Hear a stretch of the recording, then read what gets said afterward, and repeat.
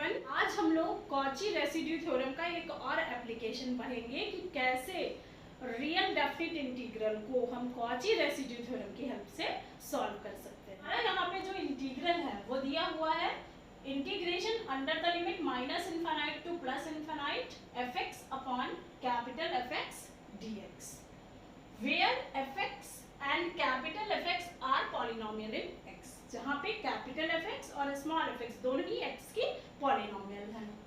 Such that, और एक property भी होल्ड करती हैं। क्या प्रॉपर्टी है वो? X small f x upon capital F x tending to zero as x tending to infinity. अब यहाँ पे आप सोच रहे होंगे कि x यहाँ पे है कहाँ? न्यूमरेटर में, और जब x इन्फिनिटी को टेंड करेगा तो x न्यूमरेटर में होके जीरो कैसे हो सकता है? अब जरा सा आप जो पॉलिनोमियल हैं आपके उनकी डिग्रीज के बारे में सोचिए। अगर स्मॉल एफ एक्स और कैपिटल एफ एक्स की डिग्री क्या हो? इक्वल हो, तो क्या होगा? यहाँ पे ये जो वैल्यू होगी वो कांस्टेंट वैल्यू मिल जाएगी x इन्फिनिटी को जब टेंड करेगा, और ये वैल्यू कांस्टेंट हो जाएगी, और इस x की वजह से ये फंक्शन किसको टेंड करेगा? ओवरऑल फंक्शन इन्फिनिटी को। मान लीजिए कि ये fx जो है वो लीनियर फंक्शन है, यानी कि x का फंक्शन, और ये फंक्शन fx कैपिटल fx को मैं x स्क्वायर मान लूँ सबसे सिंपलेस्ट वे में, तो क्या होगा? ये x और ये x मल्टीप्लाई होगा और नीचे x स्क्वायर कैंसिल आउट होकर के कांस्टेंट टर्म मिलेगा जब x कोई भी वैल्यू को टेंड करे।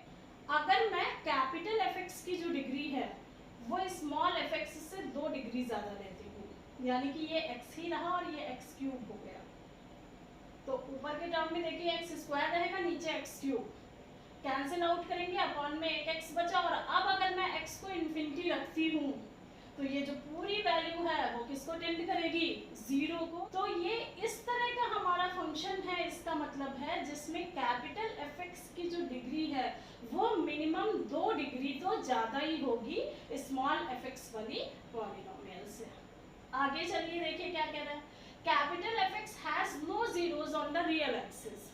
जो ये रियल एक्सिस है उस पे कैपिटल एफ एक्स के कोई भी जीरोज नहीं मिल रहे हैं, तो जीरोज न मिलने का मतलब है कि capital F x is equal to कभी भी जीरो नहीं होता है रियल एक्सिस की कोई भी वैल्यू पे। तो ये कंडीशंस हमें दी है कि हमें इस इंटीग्रल को सॉल्व करना है, जबकि जो ये हमारा function x F x upon capital F x zero को टेंड करे जब x इन्फिनिटी को टेंड करे, और कैपिटल एफ एक्स के कोई भी जीरोस रियल एक्सिस पे नहीं है, तब आपके क्वेश्चंस आते हैं कि आप कंटूर इंटीग्रेशन की हेल्प से इस तरह के इंटीग्रल को सॉल्व करिए एग्जाम में। तो इसको देखिए, सॉल्व करने के लिए एक हम कंसीडरेशन लेते हैं। तो सबसे पहले हमने एक इंटीग्रल कंसीडर किया fz upon capital fz dz over a closed contour c। जो देखिए c है आपका, consisting of the real axis from minus r to r। अब रियल एक्सिस पे माइनस r टू r है, and the semi circle cr of radius r in the upper half of the plane, और जो upper half of the plane है उसमें r radius का semi circle cr को contain करता है, यानी कि जो टोटल आपका क्लोज्ड कर्व C है वो माइनस r टू r और फिर ये सेमी सर्कल CR। अब कॉची रेसिड्यू थ्योरम इसमें हम कैसे लगाएंगे? हम देखेंगे कि हमारे क्लोज्ड कर्व के अंदर जो फंक्शन दिया है fz अपॉन कैपिटल fz, इसके जो सिंगुलैरिटीज होंगे उन पे रेसिड्यूज निकाल लेंगे, जो कि रेसिड्यूज इनसाइड होंगे, और 2πi से मल्टीप्लाई कर देंगे, वो इसकी वैल्यू के बराबर होगा। लेकिन उसके पहले हमें एक चीज ध्यान में रखनी है, हम जो ये रेडियस r लेते हैं वो इतनी बड़ी रेडियस लेंगे कि इसकी जितनी भी सिंगुलैरिटीज हों, यानी कि fz के जितने भी जीरोज होंगे, सिंगुलर पॉइंट निकालने के लिए आप capital fz is equal to zero रखेंगे, तो जितने भी fz के जीरोज हो, या फिर हम कह सकते हैं कि इस टोटल फंक्शन की जो भी सिंगुलैरिटीज होंगी हम r को इस तरीके से कंसीडर करेंगे कि सारी की सारी सिंगुलैरिटीज जो हैं वो इनसाइड CR हो। लोअर हाफ प्लेन से आपको कोई मतलब नहीं है, रियल एक्सिस पे आपका कोई जीरोज है नहीं fz का, यानी कि हम r को इस तरीके से चूज कर रहे हैं यहाँ पे कि अपर हाफ प्लेन में जितनी भी इस फंक्शन की सिंगुलैरिटी हो वो सब इनसाइड CR आ जाए। अब हम रेसिड्यू थ्योरम से क्या कह सकते हैं? देखिए, contour integration small fz upon capital fz dz is equal to 2πi sum of residues of f z upon capital F z in C R. तो जितनी भी सिमिलैरिटीज होंगी उन पे फंक्शन के रेसिड्यूज निकाल देंगे, उनका सम कर देंगे, 2 पाई से मल्टीप्लाई कर देंगे।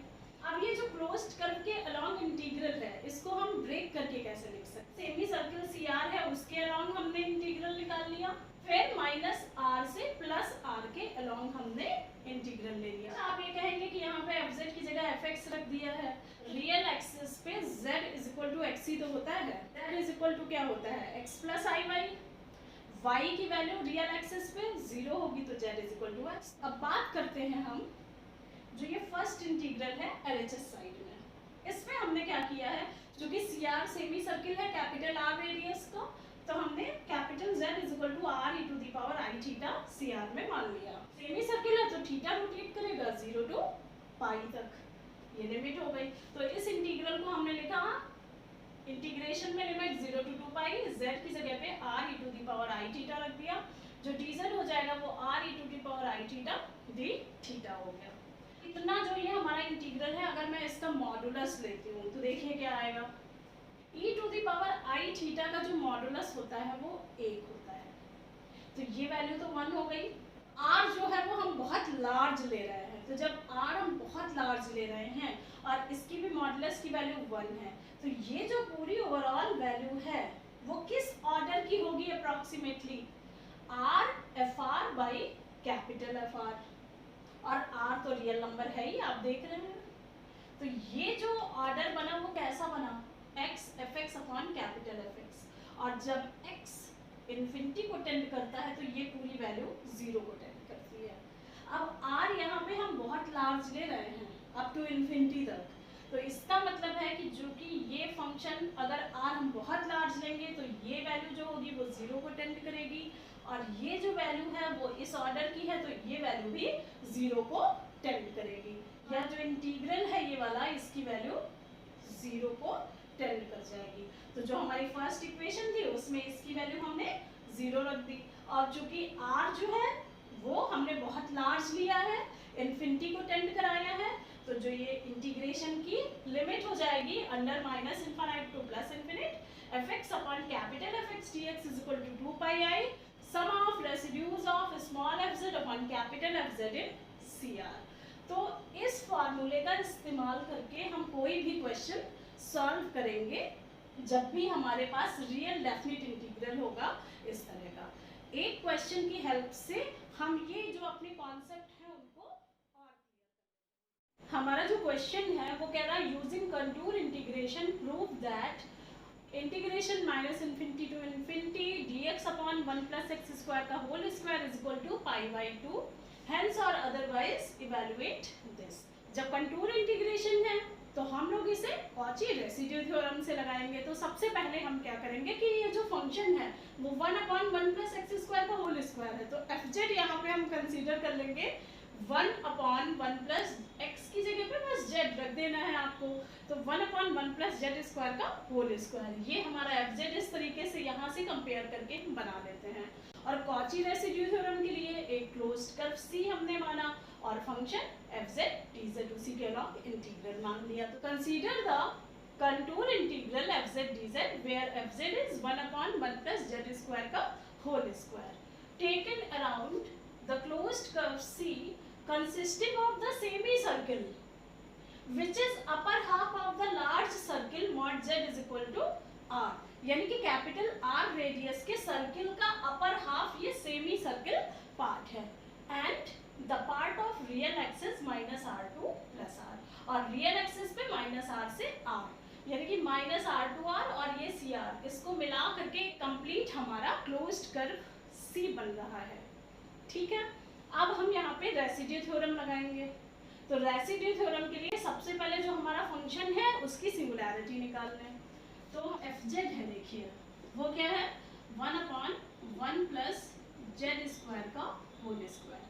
तो इसकी सिंगुलैरिटीज कहाँ पे मिलेंगी, singular point 1 plus z square को हम 0 के इक्वल कर दें तभी, तो for singular point 1 plus z square is equal to 0, z square is equal to -1 that is i square. Similarities यहाँ पे मिली वो एक z is equal to plus i मिली और एक z is equal to minus आई। और चूंकि यहाँ पे स्क्वायर लगा है तो इसका ऑर्डर सिमिलैरिटी का क्या है, ऑर्डर 2 होगा।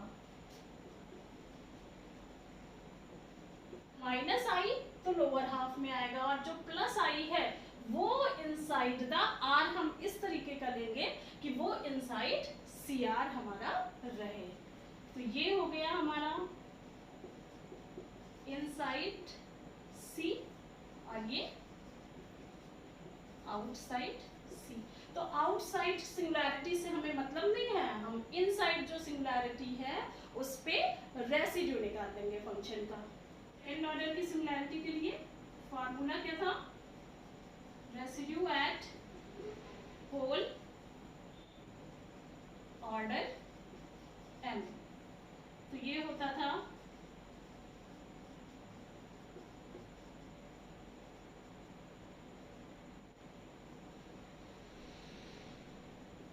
ये होता था 1/फैक्टोरियल m-1 limit z tending to a d m-1 d z m-1 z minus a to the power m fz। ये हमारे m ऑर्डर के रेसिड्यू का फार्मूला है। रेसिड्यू एट i निकालना है।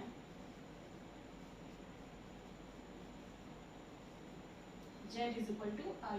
तो हम सबसे पहले हमारा ऑर्डर 2 है तो 2 - 1 फैक्टोरियल 1 हो गया, limit z tending to i हो गया d बाई dz। यहाँ पे 2 - 1 d बाई dz आ गया और z माइनस आई का होल स्क्वायर। अब fz को हम यहाँ पे देखिए 1 + z स्क्वायर को हम लिख सकते हैं z माइनस आई का whole square into z plus i का होल स्क्वायर।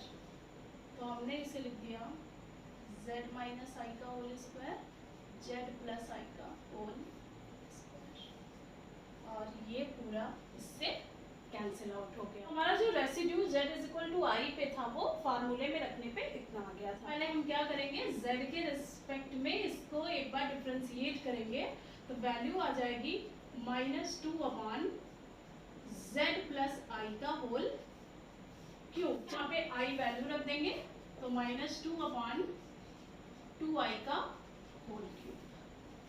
और इसे सॉल्व कर लेंगे तो residue of fz at z is equal to i is equal to -2 2 का जो क्यूब है वो हो गया आपका 8 और i क्यूब यानी कि i और यहाँ पे i स्क्वायर की वैल्यू -1 रख दी, 1 जा। Residue z is equal to i पे निकला फंक्शन का वो आया 1/4 by Cauchy's residue theorem contour integration 1/z² plus 1 का whole square dz is equal to 2 pi i into sum of residues. यहाँ पे इकलौती ये सिंगुलैरिटी थी तो सिर्फ हम इसी का ही रेसिड्यू रखेंगे यहाँ पे 4i। i से i कैंसिल आउट।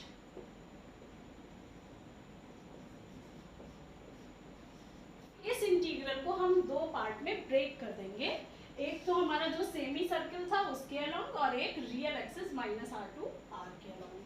तो देखिए ये वैल्यू हमारी आ जाएगी CR dz upon z² plus 1 का whole square minus R2 plus R 1/।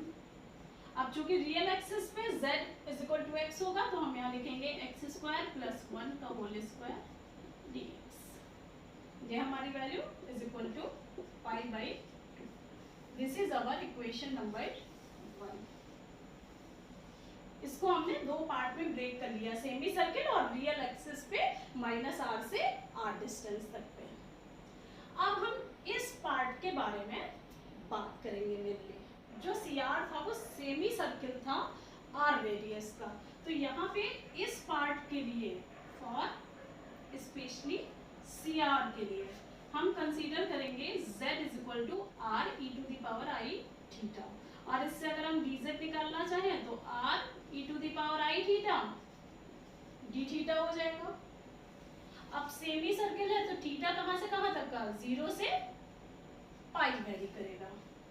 अब अगर हम मॉड z निकालना चाहें तो आपको पता है कि mod of e to the power i theta 1 होता है, तो मॉड z की वैल्यू हो गई r। मॉड dz अगर निकालना चाहोगे तो ये वैल्यू 1 हो जाएगी r d थीटा। हम मॉडुलस ले लेंगे इस इंटीग्रल का, तो इसको लिखेंगे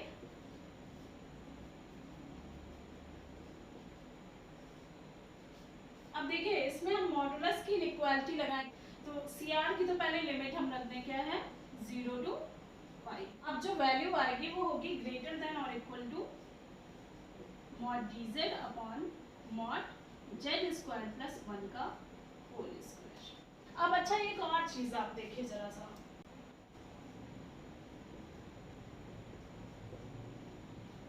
ये ग्रेटर देन होगा मॉड z स्क्वायर माइनस 1 के होल स्क्वायर से।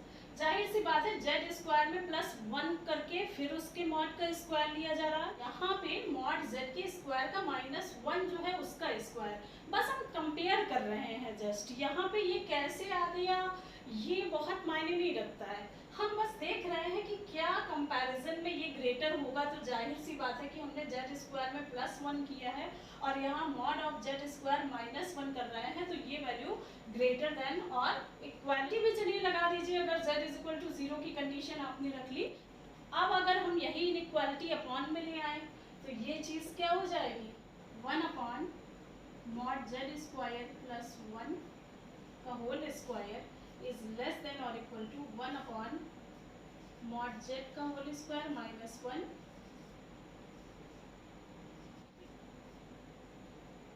हमारी वैल्यू आ गई 0 to pi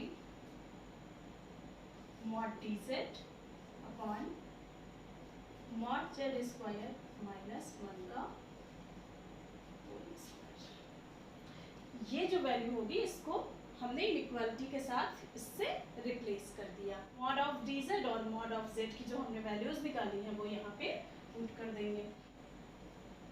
integration CR dz upon z square plus 1 का होल स्क्वायर लेस देन और इक्वल टू, इस वैल्यू से ग्रेटर ये वाली वैल्यू है और ये वाली वैल्यू फिर इससे ग्रेटर है, यानी कि ये इससे बड़ी होगी ही होगी वैल्यू। तो यहाँ पे हम 0 टू पाई मॉड dz की जगह पे r d थीटा और अपॉन में r स्क्वायर माइनस 1 का होल स्क्वायर रख दे रहे हैं। जब हम इस d थीटा का इंटीग्रेशन करेंगे तो वैल्यू थीटा आ जाएगी और लिमिट है 0 टू पाई, तो वैल्यू पाई आ गई, यानी कि ये जो वैल्यू है ये आपकी आ जाएगी r pi upon r square minus 1 का होल स्क्वायर। और अगर मैं r को बहुत ज़्यादा लार्ज कर देती हूँ, फॉर वेरी लार्ज, अगर r इन्फिनिटी को टेंड करने लगे, when r tending to infinity, तो ये वैल्यू किसको टेंड करेगी, देखिए यहाँ पे अगर मैं r स्क्वायर कॉमन निकालूँ तो ये r की पावर 4 बाहर आएगा और इस r से कैंसिल आउट होके अपॉन में r क्यूब है, तो जब यहाँ पे हम इन्फिनिटी रखेंगे तो ये ओवरऑल वैल्यू कितनी आ जाएगी 0 आ जाएगी, यानी कि ये जो इंटीग्रेशन है फाइनली वो किसको टेंड कर रहा है 0 को। तो जो हमारी इक्वेशन 1 है वहाँ पे ये वाली जो वैल्यू है वो 0 हो जाएगी, हाँ r की जगह पे इन्फिनिटी आ जाएगी। इक्वेशन 1 से हम लिख सकते हैं 0 plus integration minus infinite to plus infinite dx upon 1 plus x square का whole square is equal to pi by 2, और यहाँ से हमारी value minus infinity to infinity dx upon 1 plus x square का whole square is equal to pi by 2 आ गया by using contour integration, और यही वैल्यू हमें प्रूफ करनी थी। आप कह रहे हैं इस रिजल्ट से हमें ये वैल्यू निकालनी है, तो हम लोगों ने डेफिनेट इंटीग्रेशन की एक प्रॉपर्टी पढ़ी थी और वो प्रॉपर्टी थी -a/a fx dx is equal to 2 times 0 to a fx dx। लेकिन कंडीशन थी यहाँ पे कि जो फंक्शन है वो इवन होना चाहिए, even function that is f of -x is equal to fx। हमारा फंक्शन fx क्या है, 1/1 प्लस एक्स स्क्वायर का whole square, f of -x 1/1 plus -x का whole square that is fx। तो ये कंडीशन यहाँ पे अप्लाई हो जाएगी। From equation 2 times 0 to infinity dx upon 1 plus x square का whole square is equal to π/2 that is integration 0 to infinity dx upon 1 plus x square का whole square is equal to π/4। उम्मीद करते हैं कि आप लोगों को आज का जो कॉन्सेप्ट है क्वेश्चन का वो समझ में आया होगा, क्वेश्चन समझ में आया होगा। अगर कोई भी डिफिकल्टी हो तो आप बेझिझक पूछिए और इस तरह के और बहुत सारे